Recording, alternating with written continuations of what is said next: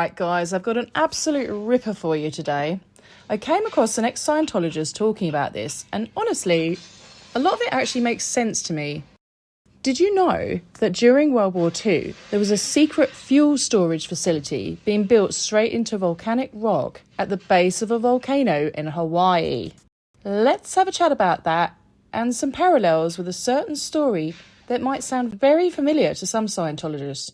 Well, actually, maybe not that many, because you have to pay a lot of money before you're even allowed to read it. So if there are any current Scientologists listening to this, just a heads up, this might be a bit higher up on the gradient than where you are right now. I promise you though, you won't get pneumonia.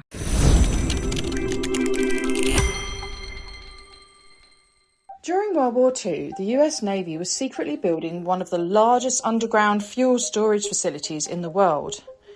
They carved massive chambers straight into volcanic rock. This place was so secret it held enough fuel to power the entire Pacific War for months. The working conditions were brutal. Volcanic dust everywhere, poor lighting, long hours. A lot of workers got sick. Some had mental breakdowns, some fainted.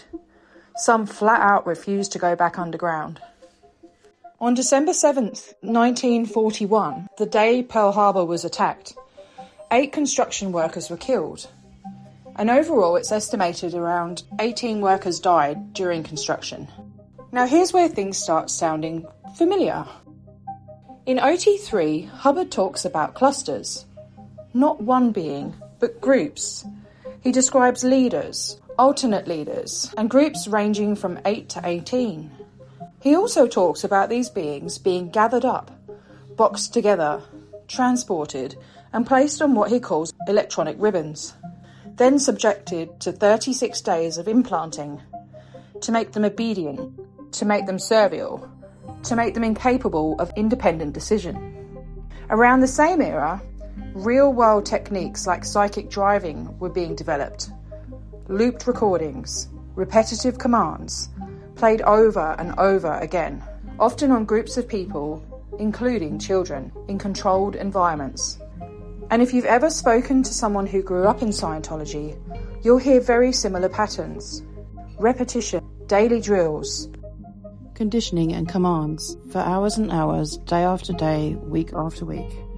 Hubbard's Otiii 3 story says these beings were taken to volcanoes, placed around their bases and destroyed. He describes beings being boxed up. Now, during World War II in Hawaii, conditions after the Pearl Harbor attack were chaotic. Bodies had to be recovered under emergency conditions.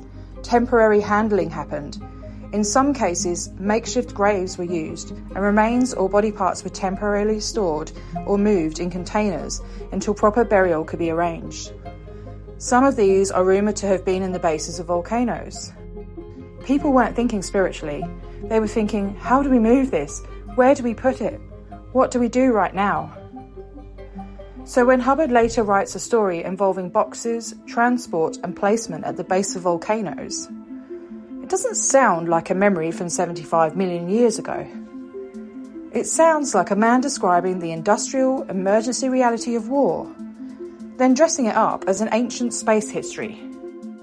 Then there's Incident 1. A loud snap, a flash, waves of light, and then blackness dumped on the Thetan, which honestly sounds a lot like someone not getting out of a tunnel before a blast goes off.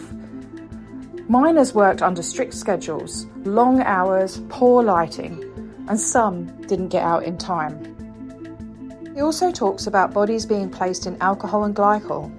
During the war, embalming fluids did contain alcohols and glycols, ethanol, methanol, and ethylene glycol, very specific chemicals, very specific era. The war lasted 6 years. Hubbard's story says the criminal Xenu was captured after 6 years of battle and placed into an electronic mountain trap. This story wasn't written 75 million years ago. There was no intergalactic overlord. Otiii 3 was written in the 1960s. People who were around Hubbard at the time describe him as being heavily drug affected. He was known to take large quantities of amphetamines and other substances. He was even giving amphetamines to his 10-year-old son.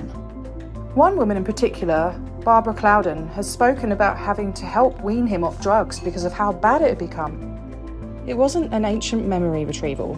This was a man living in the post-war world with access to wartime imagery, secrecy, underground facilities, mass transport, and new technology.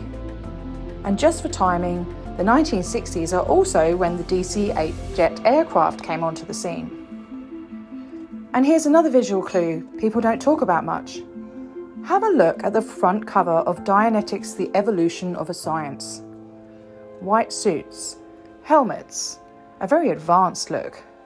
Now, in the 1960s, the first advanced orgs were in LA and Edinburgh.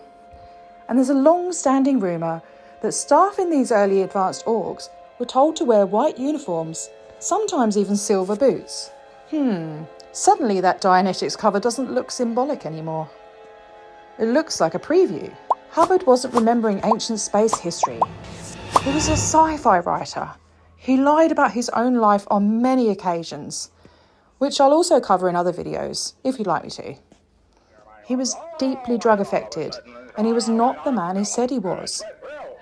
He recycled the world around him and charged people for the privilege of believing it.